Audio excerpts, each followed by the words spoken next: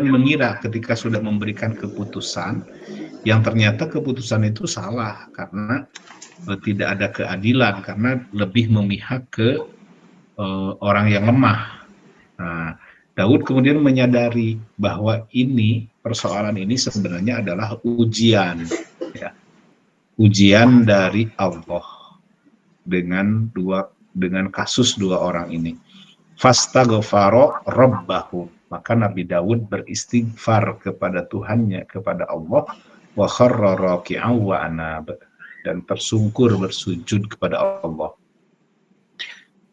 Nah, ayat 25 lanjutannya, faghfarna lahu dzalik. Faghfarna lahu dzalik, maka kami mengampuni kesalahan Daud itu. Tadi karena memutuskan dengan keberpihakan, ya, memihak kepada orang yang lemah, tidak adil. Nah, di ayat lain, di surah lain yang kita lihat kemarin di surah Al-Anbiya, fafahamnaha Sulaiman. Nah, kemudian Sulaiman yang menjadi anak Nabi Daud itu memberikan keputusan yang lebih tepat ternyata, karena Sulaiman lebih memahami persoalan itu. Ya. Nah, yang jelas Nabi Daud diampuni oleh Allah karena kesalahannya itu. Faghfarna lahu dzalik. Nah, kata Allah, wa inna lahu indana la zulfa wa husna ma'ab. Dan dia itu, Daud itu memiliki kedudukan, ya, indana la zulfa, kedudukan yang dekat dan tempat kembali yang baik. Allah menyampaikan ini kepada kisah ini kepada Nabi Muhammad Sallallahu Alaihi Wasallam. Itu bisa dilihat di ayat 17 di atasnya, yang di atas Allah menyampaikan kepada Nabi Muhammad SAW, isbir ala ma yaquluna, sabarlah engkau Muhammad atas apa yang mereka ucapkan, orang-orang musyrik Mekah ucapkan. Kemudian wadhkur abdana Dawuda Zal Aidi, dan ingatlah hamba kami Daud, ingatlah kisah Daud gitu. Nah, jarak Nabi Muhammad SAW dengan Nabi Daud itu kira-kira 1.500 tahun, ya. Kalau Nabi Muhammad lahir atau beliau hidup itu tahun 500-an, tahun 600-an Masehi, ya. Kalau Nabi Daud ini sekitar tahun 1000 sebelum Masehi. Nah, Allah menguatkan hati Nabi Muhammad SAW dengan kisah-kisah seperti ini. Baik, sekarang ayat 26, kita lanjutkan, ya. Surah Shad ayat 26. Ya Dawudu, inna ja'alnaka khalifatan fil ardi, fahkum bainan nasi bil haqqi, wa la tattabi'il hawa fayudillaka an sabilillah. Innal ladzina yadilluna an sabilillahi lahum adzabun syadidum bima nasu yaumal hisab. Allah berfirman, wahai Daud, sesungguhnya engkau kami jadikan khalifah atau penguasa di bumi. Maka berilah keputusan atau perkara di antara manusia dengan adil, dan janganlah engkau mengikuti hawa nafsu, karena akan menyesatkan engkau dari jalan Allah. Sungguh, orang-orang yang sesat dari jalan Allah akan mendapat azab yang berat, karena mereka melupakan hari perhitungan. Ya. Nah, ini firman Allah kepada Nabi Daud alaihi salam. Ya Dawudu, wahai Daud, inna ja'alnaka khalifatan fil ardi. Sesungguhnya kami menjadikan engkau itu khalifah di muka bumi. Ya, kalau khalifahnya Nabi Daud itu ya sebagai raja, ya, raja di Israel. Raja pertama yang merintis mendirikan kerajaan Israel, yang kemudian nanti dilanjutkan oleh putranya yaitu Nabi Sulaiman. Nah, inna ja'alnaka khalifatan fil ardi. Dia Allah memerintahkan, memberikan perintah, fahkum bainan nasi bil haqqi. Sebagai khalifah, sebagai raja, engkau itu harus memberikan keputusan di antara manusia Ya, manusia yang dimaksud di sini adalah berarti penduduk Israel saat itu, ya. Penduduk kerajaannya Nabi Daud. Fahkum bainan nasi bil haqqi, dengan adil. Wala tattabi'il hawa, dan engkau jangan mengikuti hawa nafsu, jangan mengikuti kecenderungan nafsu. Dalam memberikan keputusan itu tidak boleh, karena ya nafsu itu cirinya, hawa nafsu itu ada benci atau ada sayang, itu hawa nafsu. Nah, untuk memutuskan perkara hukum harus adil, harus objektif, gitu. Jangan ada pengaruh dari al-hawa, dari hawa nafsu. Sebab kalau engkau mengikuti hawa nafsu, kata Allah, fayudillaka an sabilillah, maka engkau akan tersesat dari jalan Allah. Sama, kita juga kalau selalu mengikuti keinginan, ya, resep jeung teresep gitu. Kenapa sholatnya telat? Ya karena tadi malas. Nah, itu malas tuh hawa nafsu. Ya. Itu fayudillaka an sabilillah, kata Allah. Maka akan tersesat dari jalan Allah kalau engkau mengikuti hawa nafsu. Dan ditutup ini ayat 26 ini pernyataan Allah, innalladzina yadilluna an sabilillahi lahum adzabun syadidum bima nasu yaumal hisab. Sesungguhnya orang-orang yang tersesat dari jalan Allah karena mengikuti hawa nafsu itu lahum adzabun syadidun, mereka akan memperoleh azab yang pedih bima nasu yaumal hisab, karena mereka melupakan yaumul hisab, merupakan hari perhitungan. Jadi Bapak Ibu dari sekalian, orang itu kalau mengikuti hawa nafsu itu sebetulnya dia lupa, ya, nasu, lupa akan hari perhitungan, ya, di mana nasu yaumal hisab. Nah, baik. Sudah ya, ini kisah Nabi Daud sudah selesai sampai di ayat 26. Ya, yang di surah Shad ini. Nah, itu tanda ain di situ di ujung ayat 26 itu adalah para ulama ahli qiraat itu berusaha membantu kita untuk memudahkan. Ya, tanda-tanda itu adalah ujung dari kisah, artinya ayat berikutnya itu sudah bukan berkaitan dengan ayat sebelumnya. Itu ada tanda ain. Nah, sekarang ayat 27. Ayat 27, wa ma khalaqnas samaa wal arda wa ma bainahuma batila. Dzalika dzannul ladzina kafaru fawailul lil ladzina kafaru minan nar. Dan kami tidak menciptakan langit dan bumi dan apa yang ada di antara keduanya dengan sia-sia. Itu anggapan orang-orang kafir, maka celakalah orang-orang yang kafir itu karena mereka akan masuk neraka. Benar? Baik, setelah Allah Subhanahu wa taala mengisahkan cerita Nabi Daud tadi ya, kepada Nabi Muhammad SAW. Nah, kemudian ayat 27 ini Allah Subhanahu wa taala menyampaikan kepada beliau, kepada Nabi Muhammad, berfirman, wa ma khalaqnas samaa wal arda wa ma bainahuma batila. Wahai Muhammad, kami tidak menciptakan langit dan bumi, dan apa yang ada di antara keduanya itu batila, sia-sia, batil. Dzalika dzannul ladzina kafaru, yang menyangka bahwa penciptaan langit dan bumi itu adalah batila, sia-sia, itu adalah orang-orang kafir, orang-orang musyrik. itu dalam hatinya menyangka bahwa penciptaan Allah atas langit dan bumi itu adalah sia-sia. Apa maksud sia-sia di sini?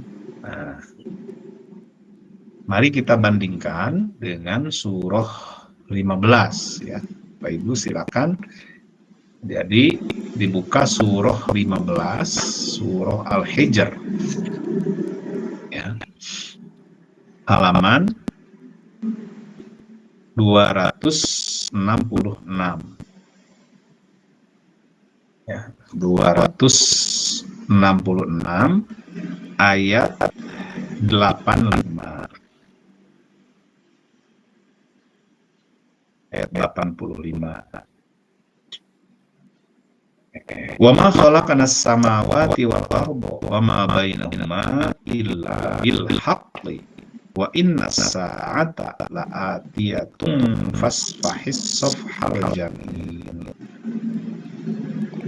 Dan kami tidak menciptakan langit dan bumi serta apa yang ada di antara keduanya, melainkan dengan kebenaran. Dan sungguh, kiamat pasti akan datang, maka maafkanlah mereka dengan cara yang baik.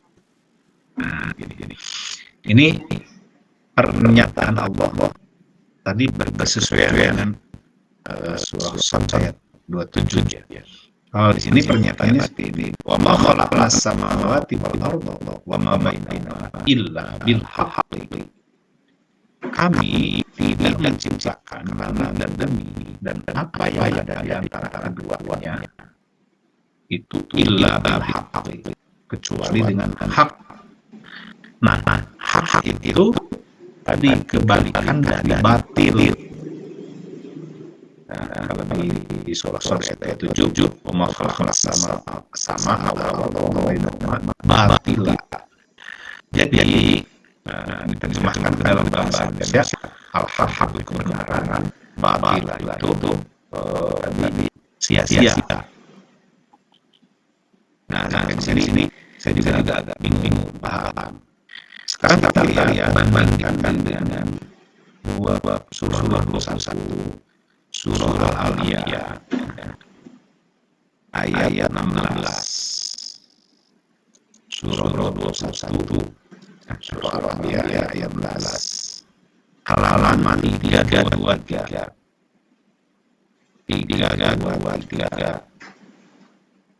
Wa ma khalaqnas sama wal arda wa ma bainahuma la'ibin.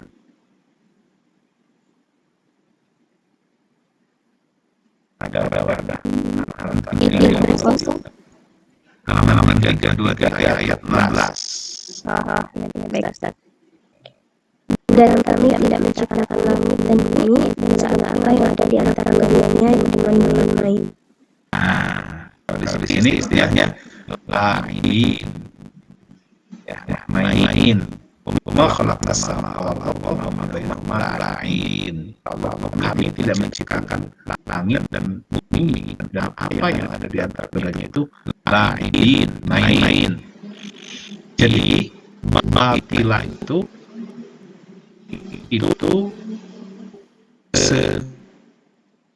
senada dengan lain, main-main. Nah, begini.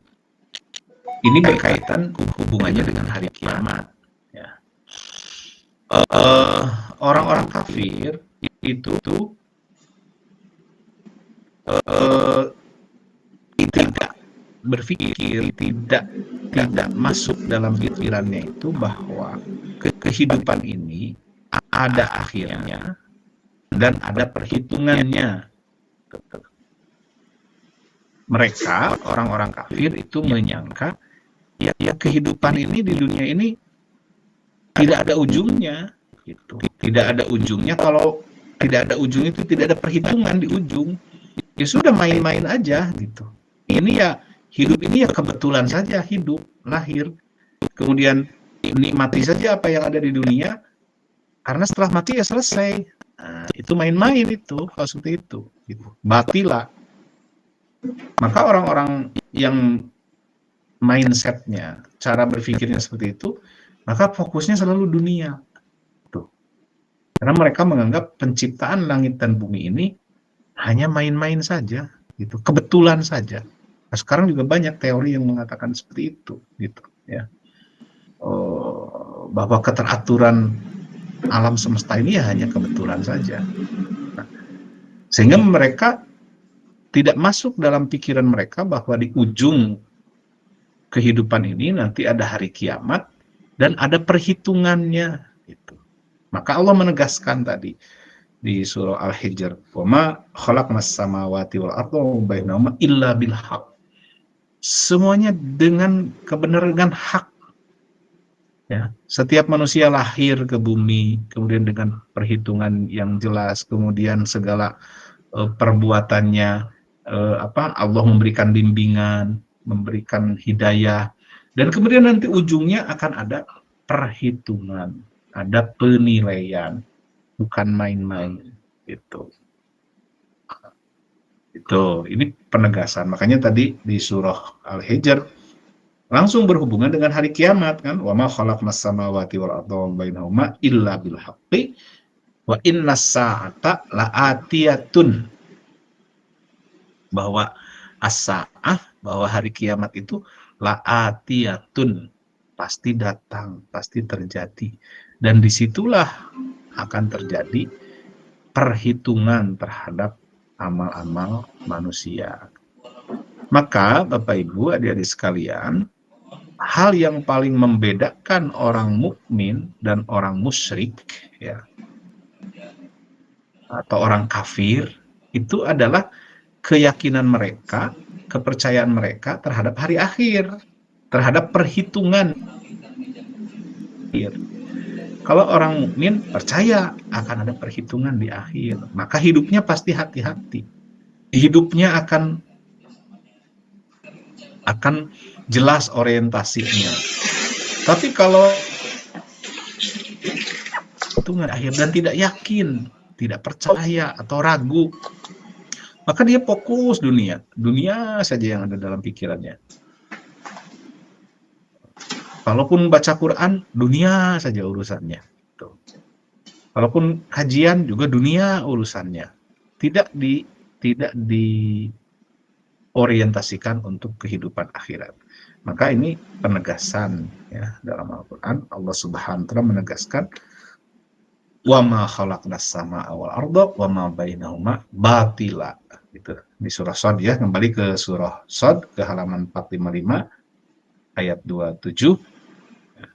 Ayat 27, wa ma khalaqnas samawati wal arda wa bainahuma batila, tidak sia-sia, ada perhitungannya. Nanti ada hari kiamat. Jelas, gitu. Al-Quran menginformasikannya seperti itu. Nah, bagi yang percaya, itulah yang disebut dengan mukmin. Maka dia fokus hidupnya, lurus, karena dia takut nanti nasibnya bagaimana di hari kiamat. Itu yang jadi pikirannya, bukan hanya kepentingan dunia. Nah, di ayat 27, ya, di ayat 27 ini di surah Shad, yang menyangka, yang berpikir bahwa kehidupan atau penciptaan langit dan bumi ini hanya batila, hanya main-main, hanya kebetulan saja, itu adalah orang kafir. Dzalika dzannul ladzina kafaru. Itu persangkaannya orang kafir. Orang yang menolak Al-Quran, yang hatinya tertutup dari Al-Quran. Seperti orang-orang musyrikin Mekah. Jadi, Abu Jahal, Abu Lahab, ya, dan kawan-kawan itu menganggap, nggak ada akhirat tuh. Yang penting mah sekarang aja dunia nih, kesuksesan dunia. Maka ibadah mereka juga ibadahnya urusannya dunia. Mereka mengurus Masjidil Haram, mengurus Ka'bah, ya, mengurus haji, itu ya urusannya dunia bagi Abu Jahal dan kawan-kawan. Karena mindsetnya atau paradigmanya adalah penciptaan langit dan bumi ini adalah batila. Maka Allah membantah, menegaskan di sini, kami tidak menciptakan langit dan bumi itu, dan apa yang ada di antara keduanya batila, main-main, sia-sia itu ya. Tadi laibin, enggak. Serius Allah. Ada ujungnya, ada perhitungannya. Sekarang ayat 28, kita lanjutkan ya. Ayat 28. Am naj'alul ladzina amanu wa 'amilus solihati kal mufsidina fil ardi. Am naj'alul muttaqina kal fujjar. Pantaskah kami memperlakukan orang-orang yang beriman dan mengerjakan kebajikan sama dengan orang-orang yang berbuat kerusakan di bumi? Atau pantaskah kami menganggap orang-orang yang bertakwa sama dengan orang-orang yang jahat? Nah, maka Allah menyebutkan karena ada perhitungannya, itu karena penciptaan langit dan bumi ini tidak sia-sia, bukan main-main, maka apakah kami akan memposisikan sama orang yang beriman dan beramal soleh dengan orang yang mufsidina fil ard, dengan orang yang berbuat kerusakan di muka bumi. Nah, yang berbuat kerusakan itu orang musyrik gitu. Karena cara pandang kemusyrikan itu pasti akan merusak, ya, akan membuat kerusakan. Kerusakan itu bukan kerusakan alam, ya, tapi kerusakan sosial, kerusakan mental. Karena kemusyrikan itu merusak, gitu. Nah, di bumi ini, di dunia ini sekarang, kalau melihat ayat 28 ini, manusia ini digolongkan menjadi ada dua kelompok ya. Ada oposisi gitu, ada yang berhadap-hadapan ya.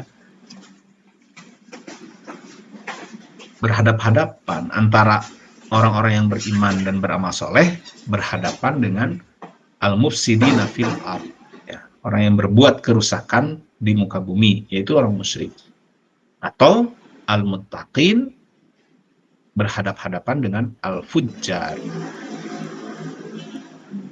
orang yang bertakwa dengan orang yang fujjar, orang yang berbuat dosa. Nah, kita ini Bapak Ibu dari sekalian tinggal memposisikan apakah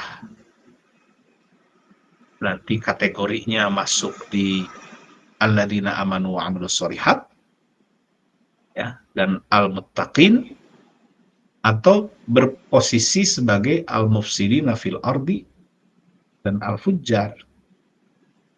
Nah, bagaimana supaya kalau ditanya begitu kan pasti inginnya dimasukkan oleh Allah sebagai kelompok orang yang beriman, beramal soleh, atau orang bertakwa, inginnya masuk di situ. Nah, bagaimana caranya supaya masuk di situ? Tentu saja jawabannya adalah Al-Quran. Nah, maka ayat 29 nih nyambungnya. Ayat 29, kitabun anzalnahu ilaika mubarakul liyadabbaru ayatihi waliyatadzakkara ulul albab.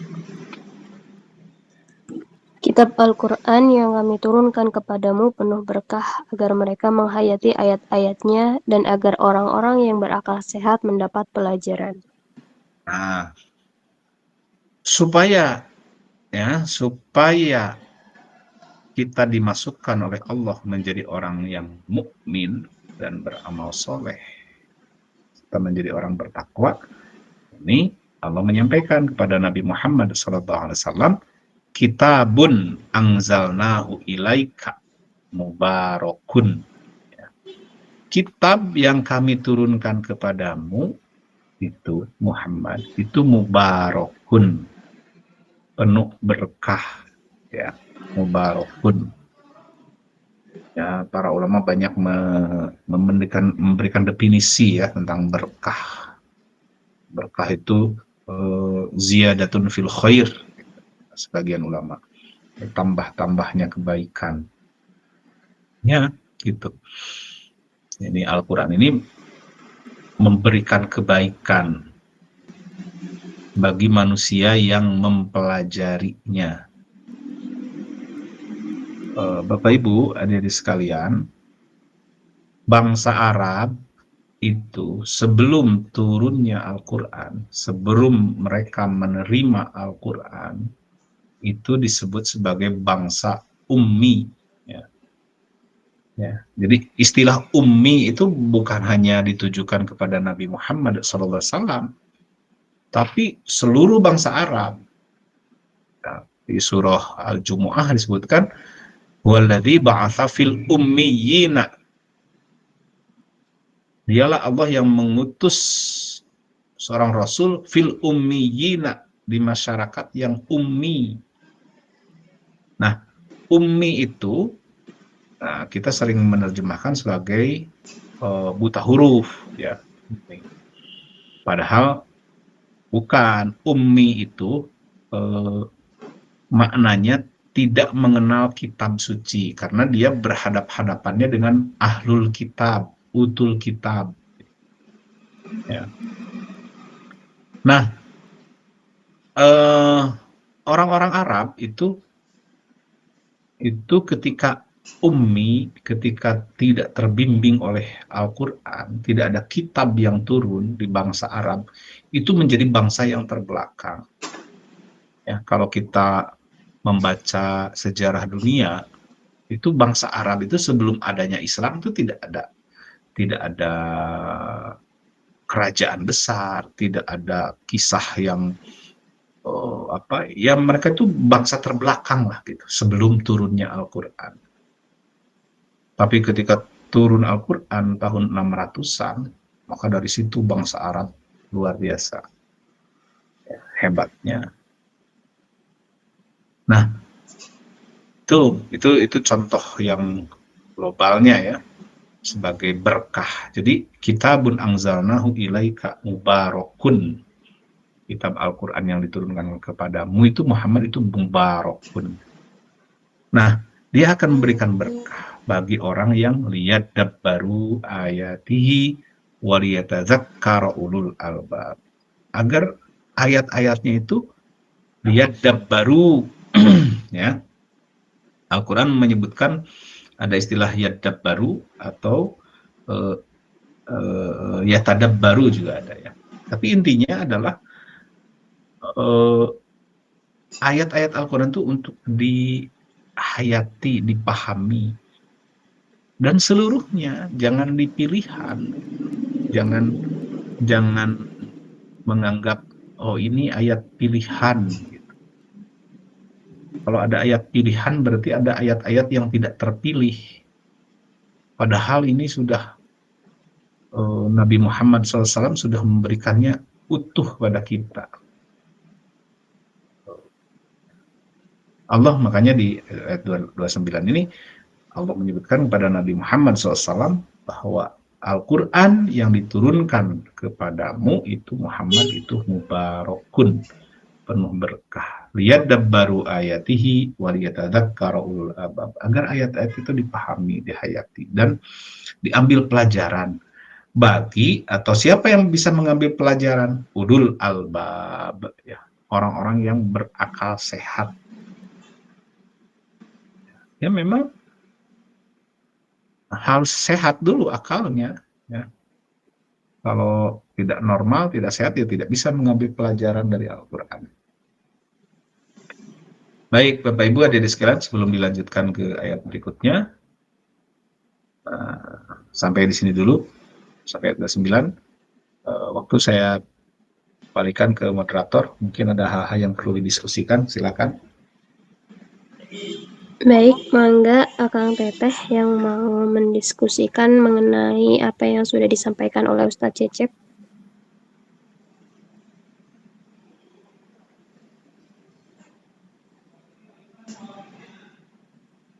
Sepertinya tidak ada, Ustadz. Atau Ya. dilanjut lagi, Ustadz? Oke, baik. Kalau tidak ada, kita lanjutkan ya. Titik, tadi ayat 29 titik. Ya. Nah, ayat 30, kemudian Allah Subhanahu wa Ta'ala melanjutkan kisah, ya, tadi masih berhubungan dengan Nabi Daud. Jadi ada sekat ya, kisah Nabi Daud tadi sampai ayat 26, nah 27, 28, 29 itu sekat ya, disekat. Nah, sekarang 30. Wa wahabna li Dawuda Sulaimana ni'mal 'abdu innahu awwab. Dan kepada Daud kami karuniakan anak bernama Sulaiman, dia adalah sebaik-baik hamba. Sungguh dia sangat taat kepada Allah. Wa wahabna li Dawuda, dan kami karuniakan, kami anugerahkan. Ada anak Nabi Daud yang bernama Sulaiman ya. Kata orang barat Solomon. Kalau Daud itu David ya, karena lidah saja itu karena lidah mereka menyebutnya David ya. Solomon, Sulaiman. Nah, Sulaiman inilah yang membangun Haikal Sulaiman yang sekarang kita kenal sebagai Baitul Maqdis ya. Nah, jadi Sulaiman itu kemudian menjadi raja menggantikan Daud ya, King David.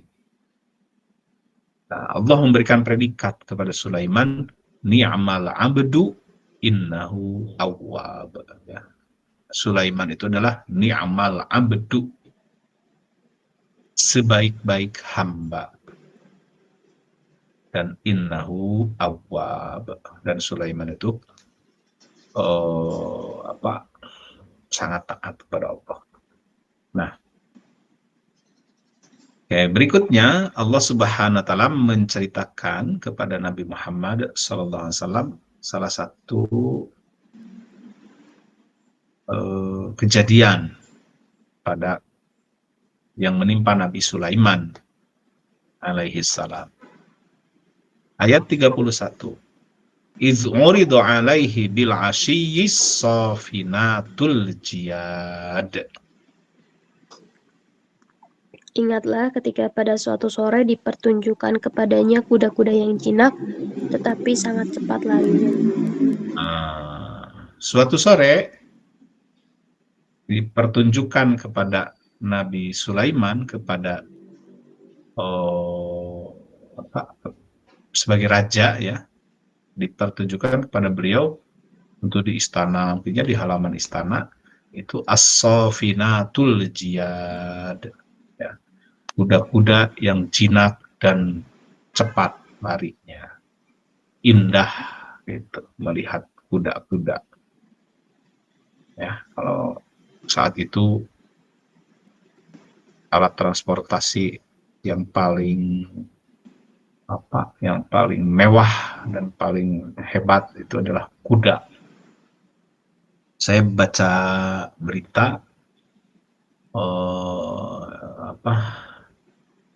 Pak Prabowo ya, ini bukan kampanye ya,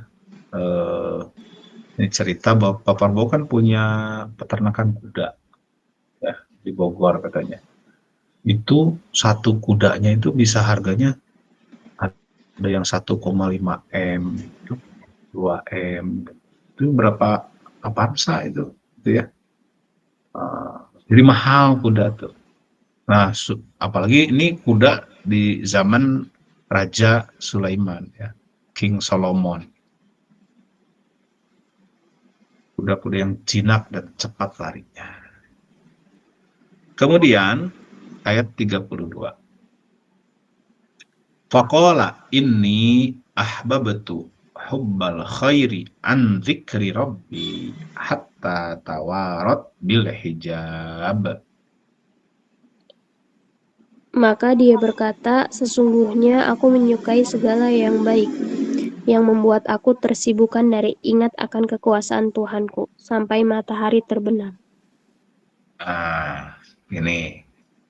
Ini pengakuan Nabi Sulaiman. Ya. Manusiawi melihat kuda-kuda seperti itu yang hebat-hebat, kata Nabi Sulaiman, inni ahbabtu hubbal khairi an dzikri rabbi hatta tawarat bil hijab. sesungguhnya aku ini ahbabtu, aku ini menyukai, ya, hubbal khairi, menyukai yang baik-baik, termasuk kuda yang indah ini, indah-indah ini aku sangat senang. Tapi yang jadi masalah, ini menyibukkanku an dzikri rabbi, an, itu ada kata an itu jauh. Jadi kuda yang indah itu bisa menyebabkan aku jauh dari mengingat Tuhanku. Hatta tawarat bil hijab, sampai matahari terbenam. Maksudnya ya selagi apa? Selagi kuda itu kelihatan, ya terpesona dengan kuda. Sampai kuda itu pergi atau sampai matahari terbenam, itu ya hijab itu terhalang kan gitu. Artinya sudah tidak kelihatan. Nah, ini kan bahaya gitu. Kalau bagi orang yang soleh ya, ini pikiran tidak bisa lepas dari sesuatu yang indah-indah itu, dari kendaraan yang indah, gitu, dari rumah yang indah, dari apalah ya. Ya mata kita kan senang juga lihat yang indah-indah. Nabi Sulaiman juga demikian. Inni ahbabtu hubbal khairi an dzikri rabbi, tapi itu menjauhkanku dari mengingat Tuhanku. Maka ayat 33, rudduha alayya fatafiqa, ya, fatafiqa masham bisuqi wal a'naq. Bawalah semua kuda itu kembali kepadaku. Lalu dia mengusap-ngusap kaki dan leher kuda itu. Nah, rudduha alayya, bawa ke sini kuda-kuda ini yang indah ini, bagus-bagus. Kemudian fatafiqa, maka dia mengusap, mashan, mengusap-ngusap kuda itu, bisuqi wal a'naq, mengusap kaki dan lehernya dan tengkuknya. Bagian ahli tafsir menerjemahkan mengusapnya dengan pedang. Artinya apa? Disembelih itu. Ini bahaya kalau saya ketika sholat teringat terus kuda, dah daripada mengganggu, sembelih saja kudanya, potong kakinya, selesai ya. Karena Nabi Sulaiman kan perjalanan tidak butuh kuda, naik angin kalau Nabi Sulaiman. Nah, itu ya. Ini pelajaran untuk kita sekalian. Keindahan-keindahan dunia itu bisa menjauhkan kita dari ingat kepada Allah. Nah, bukan Nabi Sulaiman potong aja gitu ya, leher dan kakinya. Oke ya. Titik ayat 33. Kemudian ayat 34. Walaqad fatanna Sulaimana wa alqaina ala kursiyyihi jasadan thumma anab. Dan sungguh kami telah menguji Sulaiman dan kami jadikan dia tergeletak di atas kursinya sebagai tubuh yang lemah karena sakit. Kemudian dia bertaubat. Nah, sudah ya episode tadi menyembelih kuda sudah. Nah, kata Allah menceritakannya kepada Nabi Muhammad SAW. Wahai Muhammad, kami juga dulu pernah menguji Sulaiman. Wa alqaina ala kursiyyihi, dan dia tergeletak di atas kursinya, jasadan, sebagai tubuh yang lemah karena sakit. Thumma anab, kemudian dia bertaubat.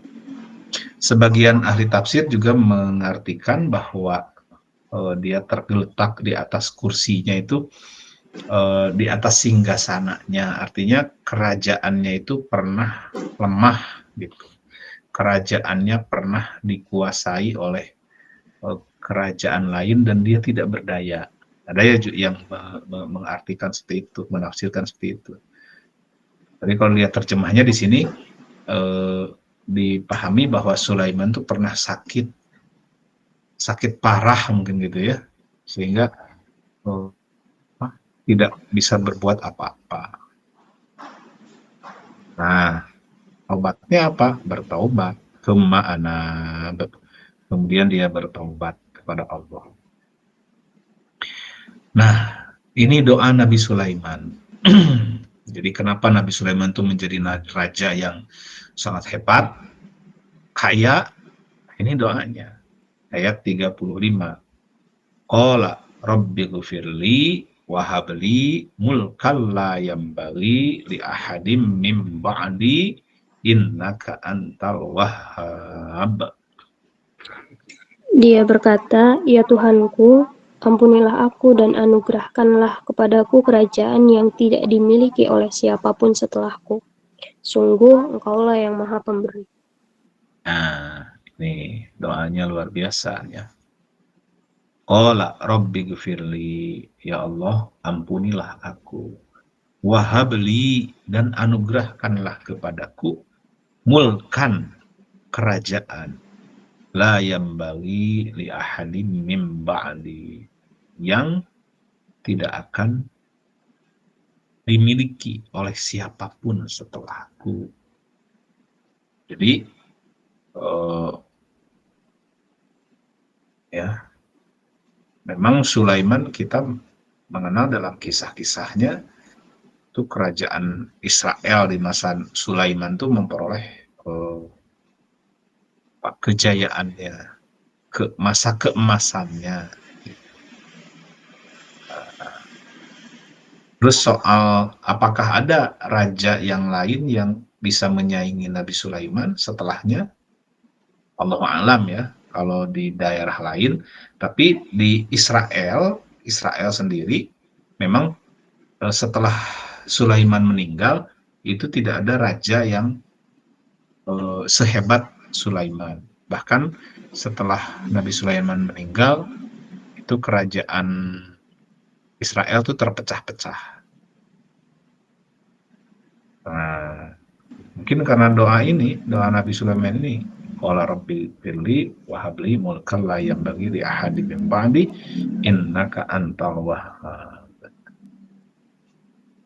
Kemudian ayat 36. Ini sampai ayat 40 ya, Nabi Sulaiman di sini sampai ayat 40. Ayat 36, fasakharna lahur riha tajri bi amrihi rukha'an haitsu asab. Kemudian kami tundukkan kepadanya angin yang berhembus dengan baik menurut perintahnya kemana saja yang dikehendakinya. Nah, Nabi Sulaiman itu salah satu kehebatannya, mukjizatnya adalah bisa mengatur angin. Fasakharna lahur riha. Ya.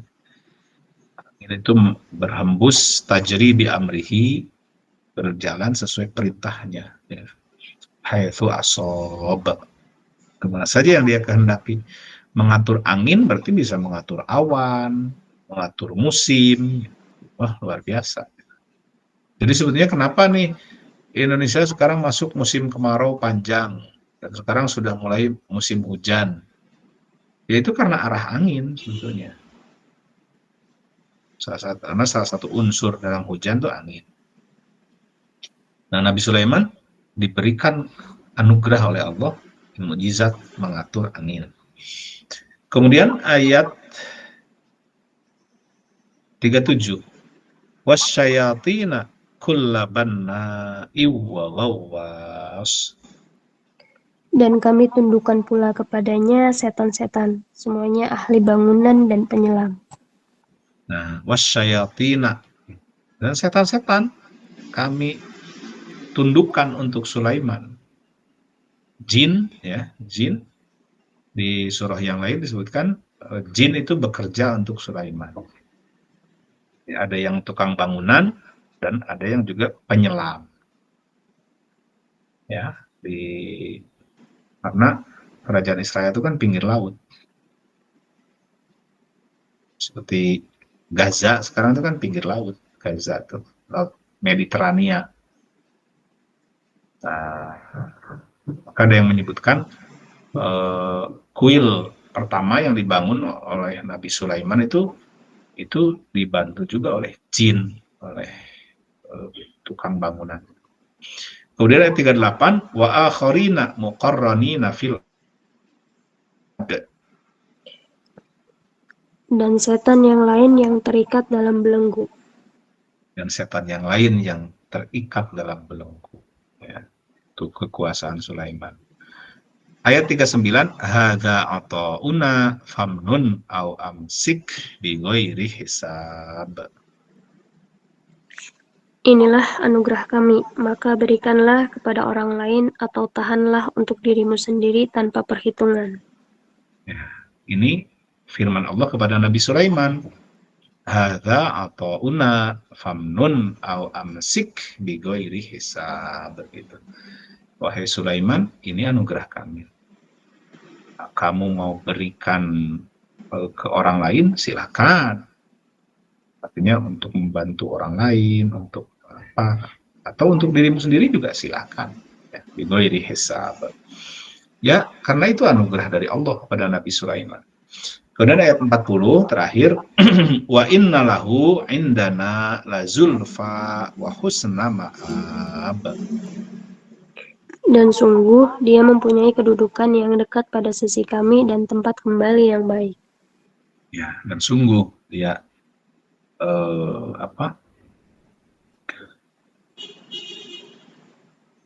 mempunyai kedudukan yang dekat pada sisi kami dan tempat kembali yang baik. Baik, Bapak Ibu dari sekalian, Allah Subhanahu wa taala menyampaikan kisah ini kepada Nabi Muhammad sallallahu alaihi wasallam. Tadi kisah Nabi Dawud, kemudian ini kisah Nabi Sulaiman, dan berikutnya di ayat 41 ada kisah Nabi Ayub, ya. Nanti ayat 45 Ibrahim, Ishak, Yakub. Ayat 48 Ismail, Ilyasa, Zulkifli. Nah, itu Allah sampaikan kepada Nabi Muhammad SAW. Dan dengan kisah-kisah inilah Nabi Muhammad menjadi pribadi yang tangguh, pribadi yang kokoh, ya, pribadi yang menjadi panutan kita semua. Nah, kita ini adalah umat Nabi Muhammad SAW, pengikutnya. Maka kita juga ikuti apa yang dibaca oleh Nabi, apa yang dikonsumsi oleh Nabi Muhammad SAW, gitu. Mungkin ada perasaan di sebagian kita, ya, ketika membaca kisah-kisah ini, ini kan tidak ada hubungannya dengan persoalan saya. Saya mah bukan butuh ini dari Quran tuh. Persoalan saya tuh tidak kena lah ini, tidak matching dengan apa yang saya butuhkan. Nah, itu orang seperti itu orang yang egois, ya. Dia terlalu merasa si paling gitu ya, si paling menderita lah, si paling pusing lah, si paling apa gitu.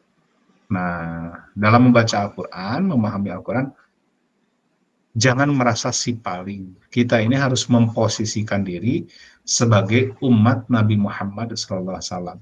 Dan ini, Al-Quran inilah apa yang disampaikan, apa yang dibaca oleh Kangjeng Nabi, apa yang dikonsumsi oleh Kangjeng Nabi. Soal nasib kita bagaimana? Kehidupan kita, kebutuhan-kebutuhan kita hari ini. Sudah, itu dijalani saja dengan sekemampuan kita. Ya. Nah, yang paling penting nanti di hari kiamat kita bertemu dengan Nabi Muhammad SAW dan kita akan bangga bertemu dengan beliau karena kita sudah berusaha membaca Al-Quran seutuhnya, berusaha memahami Al-Quran seutuhnya. Baik, demikian ya. Sudah jam 5, insya Allah minggu depan kita lanjutkan. Waktu saya kembalikan ke moderator. Assalamualaikum warahmatullahi wabarakatuh.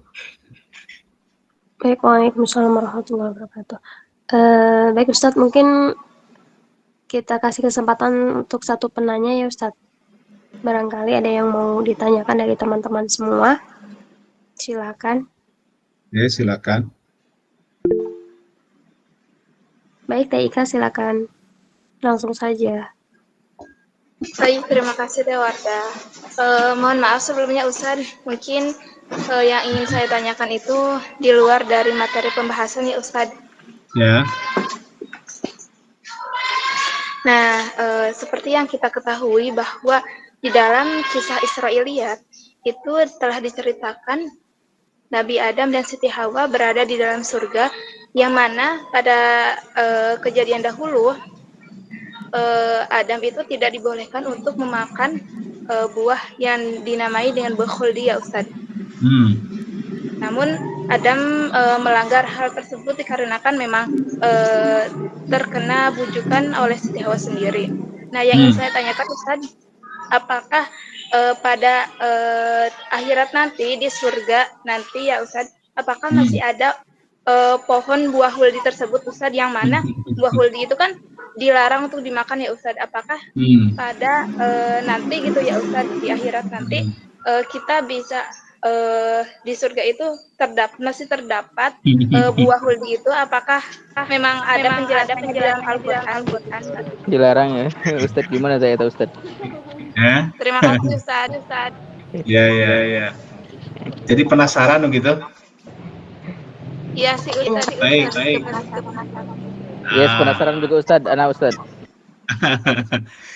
Satu,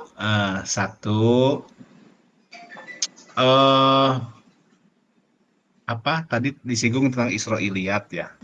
Satu, sebagai umat Islam ya, sebagai umat Nabi Muhammad SAW, kita harus berpegang kisah itu hanya apa yang tertulis dalam Al-Quran. Itu Israiliyat itu kan kisah-kisah yang bersumber dari tradisi bangsa Israel. Mereka memang lebih komplit ya kisahnya. Jadi kalau menceritakan tentang Adam dan Hawa di surga itu lebih dramatis, lebih komplit. Tapi itu kebenarannya itu diragukan gitu. Maka kita harus mencukupkan diri dengan kisah yang ada dalam Al-Quran. Yang kedua, ini yang saya pahami ya dari kisah Adam ini kan ada dalam beberapa surah dalam Al-Quran. Tidak ada satu ayat yang menyebutkan bahwa Adam memakan buah itu karena disuruh oleh istrinya, dibujuk oleh istrinya. Tidak ada. Al-Quran tidak menyebutkan itu. Yang membujuk itu setan, bukan Hawa. Kan. Nah ini sering disampaikan para penceramah itu yang membujuk istrinya katanya. Makanya perempuan itu nggak ada, Al-Quran nggak menyebutkan itu Hawa. Yang berikutnya yang menyebutkan itu adalah pohon huldi, buah huldi, itu setan. Bukan Allah. Allah tidak menyebut itu syajaratul huldi. Allah hanya memesankan kepada Nabi Adam, wala taqraba hadhihi syajarah. Engkau Adam jangan mendekati pohon ini. Nah, setan ketika menggoda Adam itu menyebutnya ini Adam, ini adalah syajaratul khuldi. Ini adalah pohon keabadian. Jadi itu kata setan itu, pohon keabadian itu bukan kata Allah. Nah, Adam terkecoh oleh setan. Yang keempat tadi, apakah nanti kalau ke surga masih ada pohon itu? Al-Quran tidak menyebutkan itu. Saya tidak tahu. Ya. Tidak ada teks Al-Quran yang menyebutkan nanti. Al-Quran kan banyak menggambarkan situasi surga, pohon-pohon, buah-buahan. Tapi tidak ada satupun yang saya temukan ya, atau saya belum menemukan satupun ayat yang menyebutkan bahwa nanti orang-orang akan melihat pohon yang dulu didekati oleh Adam. Gitu. Nggak ada itu ayatnya. Nah, kalaupun nanti ada keterangan Anda memperoleh misalkan dari buku mana, itu penafsiran aja. Al-Quran tidak menyebutkan itu. Dan saya tidak tahu di teks yang lain ada atau tidak. Nah, yang penting kan sebetulnya masuk ke surganya, bukan masalah ada pohon itu atau tidaknya. Gitu. Ya, kalau bagi kita baiknya yang penting masuk surga lah, masalah nanti lihat pohon itu atau tidak ya gimana nanti aja gitu Ika ya. Gitu? Baik Ustadz, terima kasih banyak. Ya. Jadi ini penutup, para perempuan jangan mau dipojokkan dengan kisah bahwa Adam itu karena mau memakan itu karena dibujuk oleh Siti Hawa. Nggak ada itu, Al-Quran tidak menyebutkan itu. Oleh setan yang menggodanya. Nanti minggu depan kita lihat ayatnya ya. Ini karena sudah waktunya sudah. Baik, silakan Wardah. Baik Ustaz. Alhamdulillahirrahmanirrahim ya. Tidak terasa waktu sudah menunjukkan pukul 5:07. Pertanda bahwa kajian kali ini sudah selesai dan tadi diakhiri dengan pertanyaan dari TIK. Kemudian mari kita tutup kajian kali ini dengan bacaan hamdalah bersama-sama. Alhamdulillah. Baik, terima kasih kepada Ustaz Cecep atas ilmunya mengenai kisah Nabi Daud dari ayat 25 sampai 40 yang bercampur dengan kisah Nabi Sulaiman.